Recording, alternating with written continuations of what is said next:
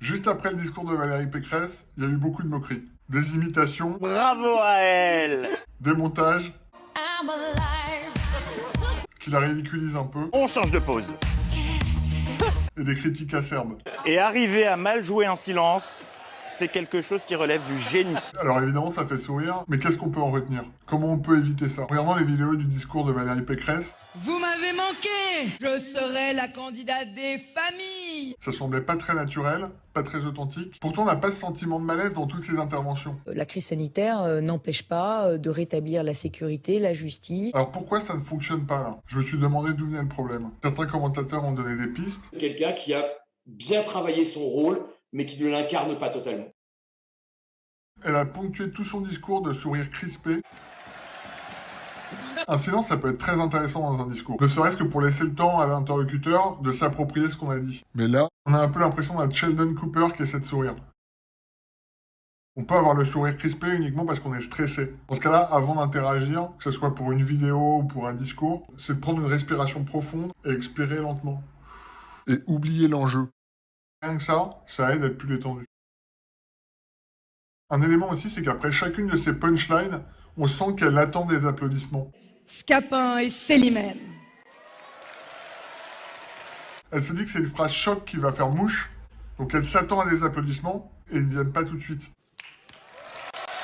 Et ça, c'est une erreur dont je me suis rendu compte en côtoyant des humoristes. La règle numéro 1, quand on fait un trait d'humour, il faut jamais s'attendre à un rire. S'il vient, c'est cool. S'il vient pas, faut faire comme si c'était normal. Parce que si on s'attend à un rire et qu'il n'y a pas de rire, c'est hyper gênant pour tout le monde. Pour l'orateur et pour le public qui est embêté. Comme la foule comprend qu'elle a voulu des applaudissements à ce moment-là, elle va les lui donner, mais avec un décalage dans le temps. Le mieux, c'est carrément de demander à son public de ne pas rire. Comme par exemple Coluche qui explique que c'est pas maintenant qu'il faut rire. Vous allez vous marrer. Non, je vous dirai. Elle a aussi tendance à beaucoup forcer sur sa voix. Le pays des victimes oubliées. Au point d'avoir la voix cassée. Sans... Un autre élément qui a pu susciter cette gêne, c'est lorsqu'elle évoque des éléments personnels et qu'elle cherche à susciter une émotion. C'est toujours bien de partager quelques anecdotes à son public, ça permet de rendre l'interaction un peu moins formelle. L'idée, c'est de créer un lien avec son audience qui peut s'identifier à nous. Dans ce cas-là, il y a un truc qu'il faut absolument pas faire, c'est jouer un rôle. Je suis si fière de ce que vous êtes devenu. Les yeux, les yeux, les yeux, les yeux. Oui, génial, on la garde. Ça se voit tout de suite. Vous essayez de jouer une émotion, là? Ouais, c'est laquelle?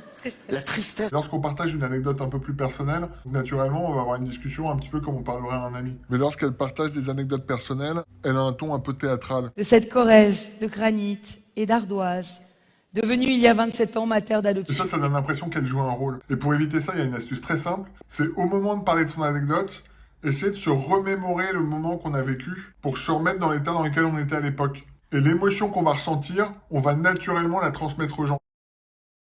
Au final, je me suis demandé quel était le problème de fond. Il y a 3 hypothèses. 1, elle ne croit pas en ce qu'elle dit. Elle a juste identifié des éléments qui allaient pouvoir séduire son public. Elle n'y croit pas forcément. Et du coup, forcément, ça se ressent. Il y a une sorte de dissonance cognitive et notre corps se rebelle et a envie de crier la vérité. 2, elle joue un personnage. Donc, elle va à l'encontre de sa propre personnalité. Elle essaie de jouer une personnalité qui est très différente de la sienne. Un Mélenchon qui essaie de faire un tuto beauté, ça serait bizarre. Elle peut aussi simplement ne pas se reconnaître dans le style du discours. Elle n'a pas écrit ce discours. Igor Mitrofanov qui a écrit ce discours. C'est quelque chose de courant. C'est celui-là même qui écrivait les discours de François Fillon. Et le discours a un style très théâtral. Au nom de France, je veux qu'il résonne de nouveau, je veux qu'il étonne, je veux qu'il tonne. Alors que Valérie Pécresse a l'air plus à l'aise avec un style plus familier. Vu qu'Emmanuel Macron avait cramé la caisse. Je t'invite à me partager ton avis en commentaire. Si tu as envie de partager une idée ou si tu as envie de créer une boîte et proposer tes œuvres sur le web, sur YouTube par exemple ou sur TikTok, je t'invite à faire un exercice en amont. C'est de définir clairement le message que tu veux partager. Un message qui va donner envie à ton audience d'agir et un message avec lequel tu es aligné. Et tu es libre de télécharger gratuitement ton e-book. 5 étapes clés pour présenter ton offre. C'est juste en lien dans la description. Toutes ces techniques, elles peuvent t'aider à faire passer une idée qui te tient à cœur. Elles vont aussi t'aider si tu as envie de lancer ta boîte ou si tu es déjà entrepreneur et que tu veux booster ton activité. En tout cas, si tu as bien aimé cette vidéo, je t'invite à liker. Et si tu veux voir d'autres vidéos dans ce style, je t'invite à t'abonner.